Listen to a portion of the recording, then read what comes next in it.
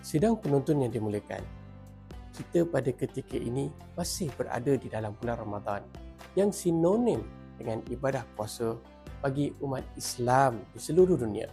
Tahukah anda, dari perspektif syarak, terdapat dua keuzuran yang berkaitan dengan ibadah puasa ini, iaitu keuzuran yang menghalang seseorang daripada berpuasa dan keuzuran yang mengharuskan seseorang untuk berbuka puasa. Adapun keuzuran yang menghalang seseorang itu daripada menjalani ibadah puasa adalah yang pertama, haid atau nifas pada sebahagian waktu. Yang kedua, hitam atau gila sepanjang hari. Jika seseorang itu pulih atau siuman walaupun sekejap, maka ia wajib untuk imsak pada sepanjang hari tersebut. Sementara itu, keuzuran yang mengharuskan seseorang itu untuk berbuka puasa pula adalah yang pertama, menghidapi penyakit yang memudaratkan atau yang menyebabkan penderitaan yang sangat teruk.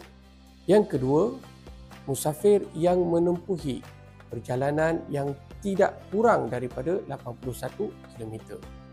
Kedua keuzuran yang mengharuskan berbuka ini disebutkan oleh Allah SWT di dalam firman-Nya surah Al-Baqarah ayat 185.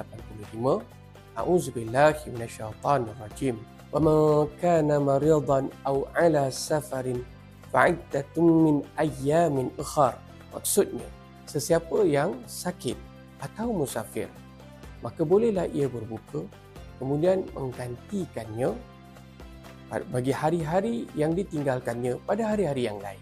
Yang ketiga, tiada keupayaan atau kekuatan untuk menjalani ibadah puasa sama ada disebabkan tua ataupun menghidapi penyakit yang tidak ada harapan untuk sembuh.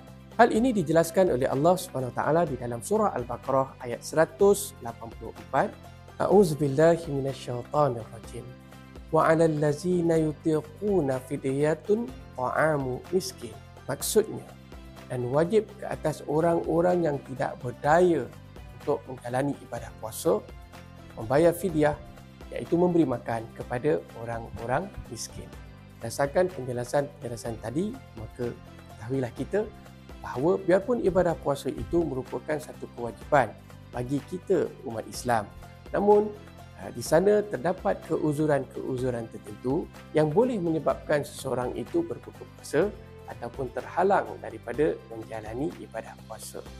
Mudah-mudahan kita akan terus ditambahkan ilmu pengetahuan berkaitan dengan ibadah puasa, dan berdoa kepada Allah SWT agar terus diberikan kekuatan untuk kita menjalani ibadah puasa di sepanjang bulan Ramadan yang mulia ini, insya-Allah.